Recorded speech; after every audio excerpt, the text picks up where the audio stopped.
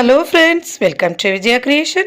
விஜயா கிரியேஷனில் என்னென்னு பார்த்தீங்கன்னா, பெப்பர் பேபிகார்ன் கிரேவி தான் பண்ணியிருக்கேன். கொஞ்சம் நல்லா காரசாரமாக ஸ்பைஸியாக இருக்கும். வாங்க எப்படி பண்ணலான்னு பார்க்கலாம். அதுக்கு கடாய் வச்சுட்டு பெப்பர் எடுத்துக்கோங்க. ஒரு 1.5 ஸ்பூன் பெப்பர் எடுத்து, மிளகு எடுத்து அதில் நல்லா ட்ரை ரோஸ்ட் பண்ணிக்கோங்க.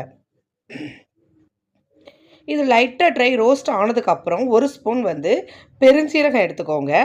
சோம்பு அது போட்டுட்டு லைட்டாக அது லைட்டாக சிகப்பானோடனே அடுப்பை அணைச்சிட்டு அதை அப்படியே மிக்ஸி ஜாருக்கு மாற்றிக்கோங்க. அது அப்படியே லைட்டாக ஆறின உடனே அதை நல்ல பவுடராக எடுத்துக்கோங்க. இந்த கிரேவியோட டேஸ்ட்டையே ஒரு டிஃப்ரெண்ட்டு ஸ்மெல்லு இந்த சோம்பு வாலையும் இந்த ட்ரை ரோஸ்ட் பண்ண அந்த மிளகாலையும் தான் கிடைக்குது. ஸ்பைஸியாகவும் இருக்கும், ரொம்ப நல்லாயிருக்கும். இப்போ நல்லா பவுடர் பண்ணி எடுத்து வச்சாச்சு. இப்போ நம்ம கிரேவி பண்ணுறதுக்காக நல்ல 2-3 ஸ்பூன் எண்ணெய் ஊற்றிருக்கிறேன். கடாய் சூடு பண்ணி அதில் ஒரு பட்டை, 2 ஏலக்காய், அப்புறம் ஒரு 2 கிராம்பு போட்டுட்டு நல்லா லைட்டாக ஃப்ரை ஆனதும் நல்லா 3 பெரிய வெங்காயம் குட்டி குட்டியாக நறுக்கி வச்சுருக்குறோம். அதையும் எடுத்து அதில் போட்டு நல்லா ஃப்ரை பண்ணிக்கோங்க. நல்லா சூப்பராக மணம் வர வரை ஃப்ரை ஆகணும். இது கால்வாசிலையும் இருக்கக்கூடாது, அரைவாசிலையும் இருக்கக்கூடாது, முக்கால் வாசிலே வருதுணும். ஆனால் ப்ரௌனாக ரொம்ப கருகக்கூடாது, பிரியாணி மாதிரி. அந்த மாதிரி பார்த்துக்கோங்க. ஆனியனை நல்ல எண்ணெய் சூடாக இருக்குது. இப்போ நல்லா அடுப்பை கூட்டி வச்சு நல்லா வதக்கிக்கோங்க. வெங்காயத்துக்கு கொஞ்சம் பேஸ் கொடுத்து டைம் எடுத்துக்கோங்க. இப்போ பாருங்கள், நல்லா கொஞ்சம் முக்கால்வாசி இந்த ஆனியன் ஃப்ரை ஆகிட்டு இப்போ நல்லா தாராளமாக 2.5 ஸ்பூன் அளவு இஞ்சி வெள்ளைப்பூடு பேஸ்ட் போட்டுக்கோங்க. இது மஷ்ரூமுக்கு இது ரொம்ப பெஸ்ட்டாக இருக்கும். அப்புறம் இதே கிரேவி ப்ரான்ஸ்க்கு நல்லாயிருக்கும். அப்புறம் சிக்கனுக்கு கூட ரொம்ப பெஸ்ட்டாக இருக்கும். நல்லா வதக்கிக்கோங்க இஞ்சி வெள்ளைப்பூடு பேஸ்ட்டை. இந்த வதக்குற மெத்தடில் தான் நம்மளோட டேஸ்ட்டே கிடைக்குது.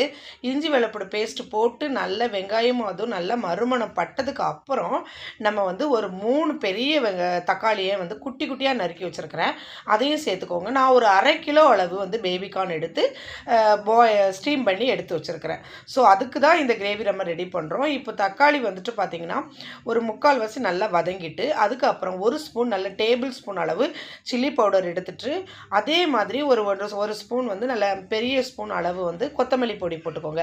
நல்லா ஃப்ரை பண்ணி வதக்கி விடுங்க. இந்த கொத்தமல்லி பொடியும் வத்தல் பொடியும் நல்ல மறுமணம் வரைக்கும் அந்த தக்காளி, வெங்காயம், இஞ்சி வெள்ளைப்பூடு பேஸ்ட்டு எல்லாம் கிரேவி எல்லாம் சேர்ந்து பட்டை கிராம்போட செம மனம் வரும். இப்போது அதுக்கு தகுந்த மாதிரி லைட்டாக அந்த கிரேவிக்கு எவ்வளோ தேவையோ நம்ம ஏற்கனவே பேபிகார்ன் ஸ்டீம் பண்ணும்போது உப்பு போட்டு அவிச்சு வச்சுருக்கிறேன். ஸோ அதுக்கு தகுந்த மாதிரி உப்பு போட்டு நல்லா வதக்கி விடுங்க. நல்லா வதக்கி விட்டுட்டு இந்த வதங்குறது லைட்டாக கொஞ்சம் தண்ணி விட்டு நம்ம கிரேவி எவ்வளோ தேவையோ அது வற்றும்போது எவ்வளோ டேஸ்ட் வருமோ அதை பேஸ் பண்ணி தண்ணி விட்டுக்கோங்க. தண்ணி விட்டுக்கிட்டு நல்லா கிண்டி விடுங்க. கொஞ்சம் நேரம் நல்லா ஹீட் பண்ணுங்கள்.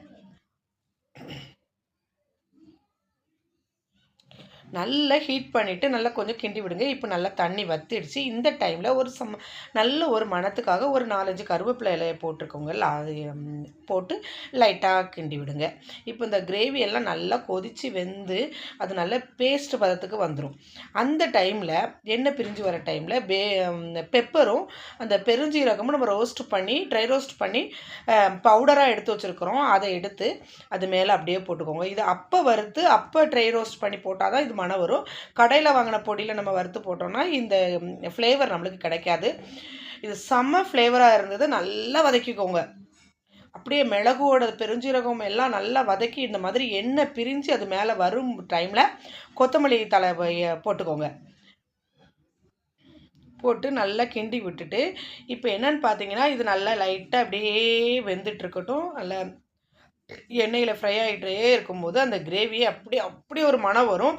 அது வரைக்கும் வெயிட் பண்ணணும். அந்த மிளகும் சோம்பு வெந்து அந்த ஃப்ரை ஆகின மனம் வரணும். ஏன்னா அது பச்சை வாடை அடிச்சுன்னா கிரேவியே டோட்டலாக ஸ்பாயில் ஆகிடும். இப்போ நான் இதை ஸ்டீம் பண்ணி பேபிகார்ன் எடுத்து வச்சுருக்கிறேன். அந்த பேபிகார்னை அதில் போட்டுக்கோங்க. பேபிகார்ன் பாயில் பண்ணுற வீடியோ வந்து ஸ்கிப் ஆகிட்டு, சாரி.